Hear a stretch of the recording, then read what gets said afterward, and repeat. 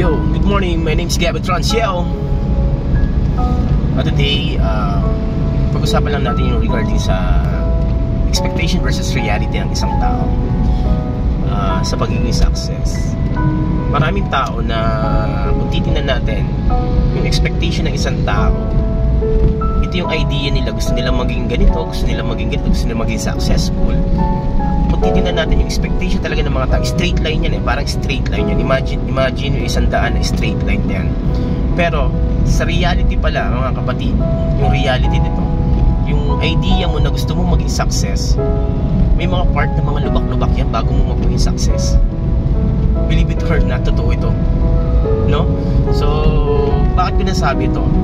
For me, example na lang sa akin. Ako nag-iisip ako, ito yung idea ko, gusto kong maging ganito, gusto kong maging successful sa buhay, gusto kong makarating sa great life. Yung idea ko, napakadaming idea ko. Alam nyo, yung idea na yun pala, na andyan yung mga challenges, na andyan yung mga problem, and after ng problem, na andyan yung mga obstacle, and after ng mga obstacle, na andyan yung mga failure. Minsan pag napapagdaanan mo pa yung mga yan, yung iba sumusuko na sa kanilang mga pangarap.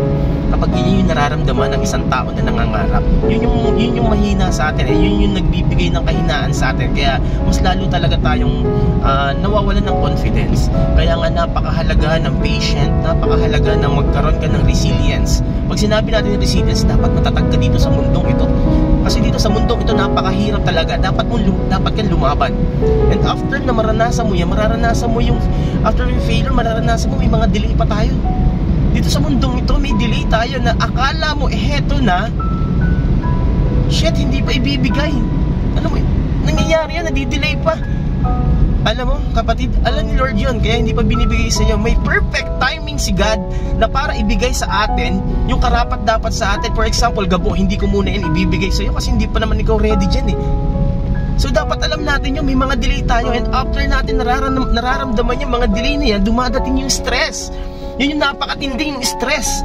Yung stress na pag nararamdaman ng tao na parang down na siya, dyan tayo umaayaw, kapatid. So bakit ka umaayaw kung yung pala ay kasama sa progress ng pagiging success? Lahat ng mga sinabi kong iyo, mararamdaman mo yun kung ikaw ay isang taong nangangarap para sa iyong pamilya. Kaya kung nararamdaman mo yun, pagpatuloy mo lang, lumabang ka lang.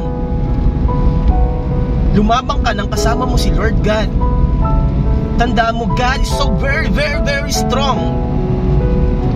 Manalig ka. Sabi nga, when you put faith into action, you are be unstoppable, kapatid. Kaya sana pakinggan mo yung mga sinasabi ko. Parehas tayo lumaban. Kasi ako naman, di naman ako sinasabi ko mayaman na ako, hindi.